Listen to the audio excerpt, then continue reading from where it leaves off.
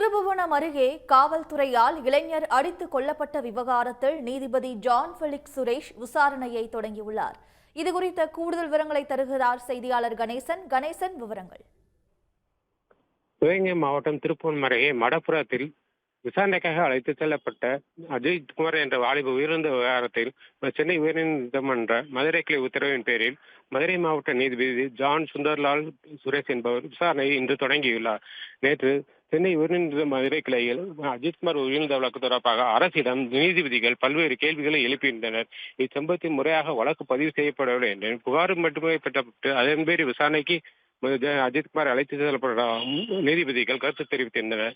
இதனிடையே மாவட்ட நீதிபதி தலைமையில் விசாரணை நடைபெறும் என்றும் அதற்குரிய ஆவணங்கள் அனைத்தையும் நீதிபதியிடம் ஒப்படைக்க வேண்டும் எனவும் உத்தரவிட்டிருந்தது. அதன்படி இன்று காலை 10:30 மணிக்கு மதுரை மாவட்ட நீதிபதி ஜான் சுந்தர்லால் சுரேஷ் திருப்புவனம் காவல் நிலையத்துக்கு வந்தார். ஆனால் காவல் நிலையத்துக்கு வராமல் அருகிலுள்ள பயணியர் மாளிகையில் தங்கியுள்ளார். பயணியர் மாளிகையில் வழக்கு தொடர்பான விசாரணை நடைபெறும் என அறிவிக்கப்பட்டுள்ளது.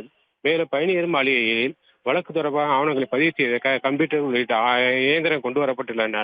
நீதிபதிகள் பத்திரிகையாளர்கள் சுந்தரம் செய்ய வேண்டாம் என்றும் விசாரணை இங்கு நேர்மையாக நடைபெறும் என்றும் தெரிவித்துள்ளார். மேலும் வழக்கு தொடர்பான ஆவணங்களை தாக்கல் செய்வதற்காக சிவகங்கை மாவட்ட ஏடிஎஸ்பி சுகுமார் மற்றும் இன்ஸ்பெக்டர் ரமேஷ்குமார் உள்ளிட்டோர் தயாராக உள்ளனர். இன்னும் சற்று நேரத்தில் விசாரணை நடைபெற உள்ளது. உடனுக்குடன் செய்திகளை தெரிந்து கொள்ள சன் நியூஸ் பெல் ஐகானை கிளிக் பண்ணுங்க.